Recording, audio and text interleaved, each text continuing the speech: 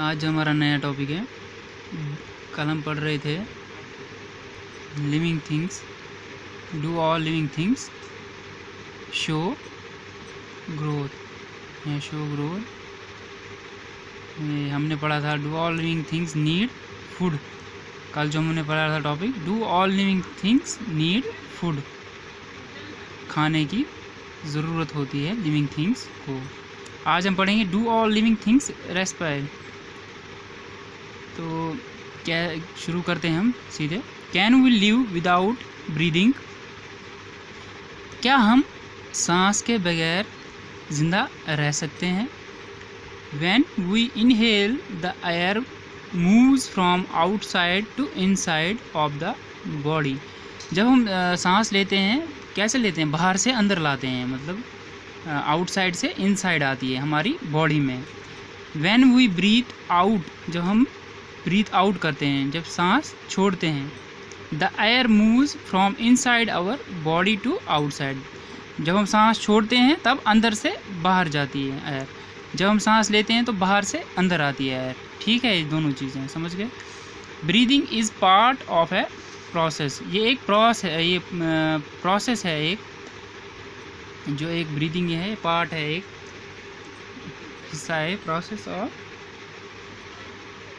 Called respiration. इसी चीज़ को क्या बोलते हैं?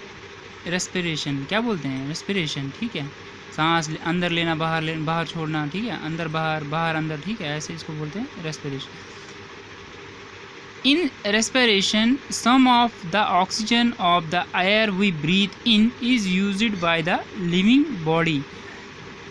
कह रहा है some of oxygen of the air we breathe in, जो कुछ ऑक्सीजन है एयर में वो हम ब्रीथ लेते हैं, is used by the living body. ये कौन यूज़ कर रहा है? लिविंग बॉडी यूज़ कर रहे हैं इसको। We breathe out the carbon dioxide produced in this process. जब हम ब्रीथ आउट कर रहे हैं, जो हम सांस लेते हैं वो तो ऑक्सीजन लेते हैं, लेकिन हम जब छोड़ते हैं वो carbon dioxide. The process of breathing in animals like cow, buffaloes, dogs, cats is similar to human. ये humans की तरह सिमिलर है, जैसे हम ब्रीदिंग करते हैं वैसे एनिमल्स भी करते हैं, काउ भी, buffaloes, dogs, cats एक्सेट्रा। ठीक है। Observe any of one these animals while they are taking rest and notice the movement of their abdomen. This slow movement indicates that they are breathing.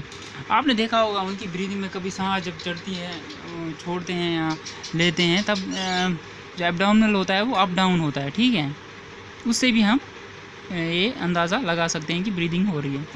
Respiration is necessary for all living organism. Respiration जो है वो सभी जिंदा चीज़ों के लिए, living organisms के लिए ज़रूरी है। It is through respiration that the body finally obtains energy from the food it takes. अब मैं आपको एक चीज़ कहूँगा यहाँ पे, देखिए, आप ऊपर वाला हर किसी को लंबी उम्र दे। आपने देखा होगा कभी कभार जब किसी पेशेंट की सांस रुक जाती है तो उसको मतलब पहले तो उसको ऑक्सीजन देने की कोशिश करते हैं कि इसकी सांस जो है वापस आ जाए, लेकिन फिर भी जब उसकी सांस पूरी तरह बंद हो जाती है, हार्ट बीटिंग बंद हो जाती है, तो डॉक्टर क्या उसको इंडिकेट करता है? वो बोलता है कि जो भी पर्सन है इसकी डेथ हो चुकी है। क्योंकि वो किसके बुनियाद पे कहता है कि उसकी सांस नहीं चल रही, नब्ज़ नहीं काम कर रहे हैं। उसी चीज़ के लिए वो कहता है कि बॉडी इज़ एक्सपायर्ड है, बॉडी जो है जो इसकी डेथ हो गई है। सम animals may have different mechanism for the exchange of gases which is a part of the respiration process. For example, earthworms breathe through their skin. जो earthworm है ना, जो earthworm है, ये क्या, ये किससे सांस लेते हैं? अपनी स्किन से सांस लेते हैं, breathe through their skin. Fish we have learned to have gills.